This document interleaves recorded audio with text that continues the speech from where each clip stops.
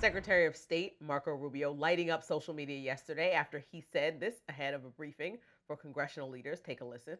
There absolutely was an imminent threat, and the imminent threat was that we knew that if Iran was attacked, and we believed they would be attacked, that they would immediately come after us. And we were not going to sit there and absorb a blow before we responded, because the Department of War assessed that if we did that, if we waited for them to hit us first after they were attacked, and by someone else, Israel attacked them, they hit us first, and we waited for them to hit us, we would suffer more casualties and more deaths. We went proactively in a defensive way to prevent them from inflicting higher damage. Had we not done so, there would have been hearings on Capitol Hill about how we knew that this was going to happen, and we didn't act preemptively to prevent more casualties and more loss of life. Now, that explanation for our involvement in the strikes against Iran didn't sit well with many people. Mehdi Hassan writing on X, quote, "This is the most insane and absurd definition of a, quote, imminent threat I have ever heard in my life. Our ally and proxy, Israel, that we arm and fund, was about to illegally attack Iran, so we joined in on the attack because that illegal attack would have led to an attack on us." Piers Morgan echoing that confusion in his own post, writing, "What? So the preemptive threat was based on prior knowledge that presumably Israel was going to attack Iran? This is nuts." Perhaps the most telling online take came from staunch Trump supporter Matt Walsh. Walsh responded directly to that clip, writing this. So he's flat out telling us that we're in a war with Iran because Israel forced our hand. This is basically the worst possible thing he could have said. It's one of a series of posts from Walsh yesterday criticizing the Trump administration's messaging around the strikes. Earlier in the day, he wrote in part, "So far, we've heard that although we killed the whole Iranian regime, this was not a regime change war. And although we obliterated their nuclear program, we had to do this because of their nuclear program. And although Iran was not planning any attacks on the U.S., they also might have been, depending on who you ask. The messaging on this thing is, to put it mildly, confusing."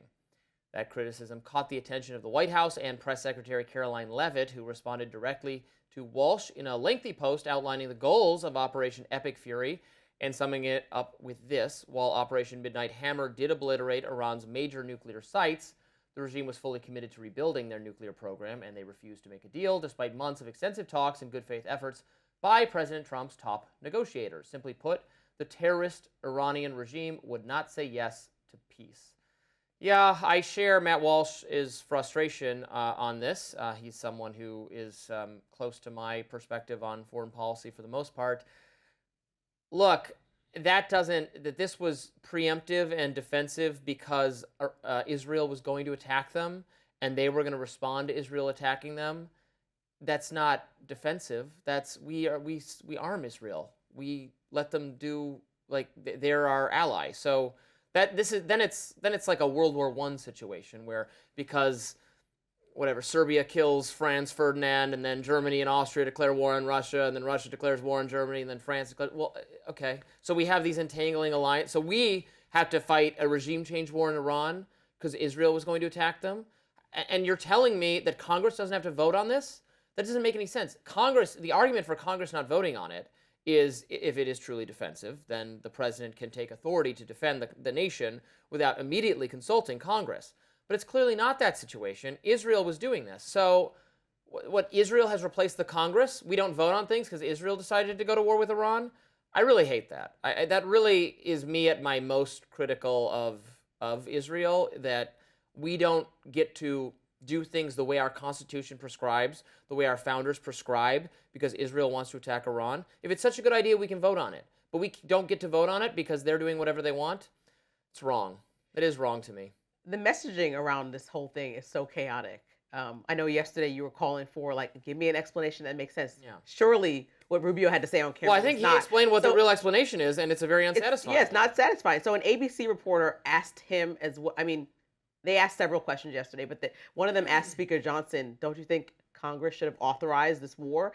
And Speaker Johnson responded by saying, "This is an operation in its scope." And the way that they keep using operation, not a war, and that's it. Let me finish. I think that regime, the Secretary of Defense Hegseth called this a war yesterday in his press briefing. The president has described this as a war. And so, for Rubio and everyone to have mixed messaging when they're talking about this, it's not making sense because we are effectively in a war. There was no threat. And when they bring up the nuclear capabilities, again, for anybody who could understand how uranium is stockpiled and then in turned into a nuclear weapon, it's not something that Iran has the capabilities to rebuild in 7 months. So if we obliterated their nuclear site, they weren't going to be able to rebuild in 7 months. No, experts say I don't know. 2035. I looked deeply into it to make some kind of sense out of the imminent threat. They weren't even close. And they might have had other weapons, but these are not nuclear weapons around the country. I also think there's a whole Netanyahu factor that people are not talking about.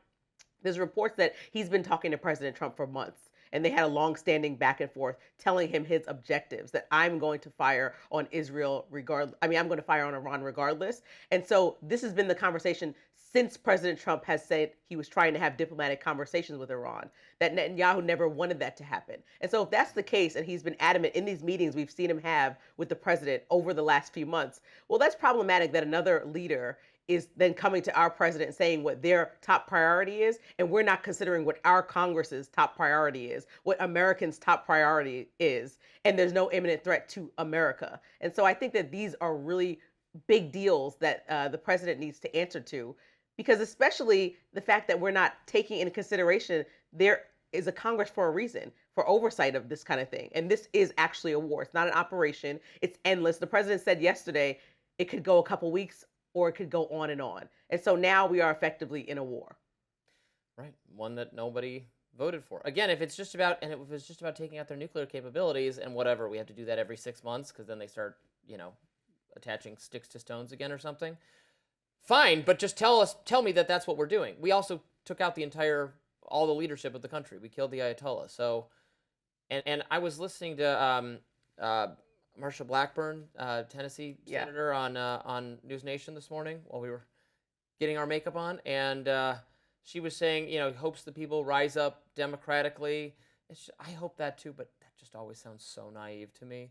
Why do we think that's what's going to happen? I think the best case scenario is that a new hardliners come to power still that are maybe not as old and insane as the Ayatollah, and they'll still be repressive and horrible, but maybe they'll get along. They'll be more willing to negotiate with Trump. That seems like a best case scenario, and I don't know. I really don't know. I would like to be sold the way it is required by our Constitution. Go to my member of Congress, my senator, and get him to vote for it. Now, the First Lady made history yesterday, gaveling the UN Security Council into session, but she's catching flack online from the left. Don't go anywhere.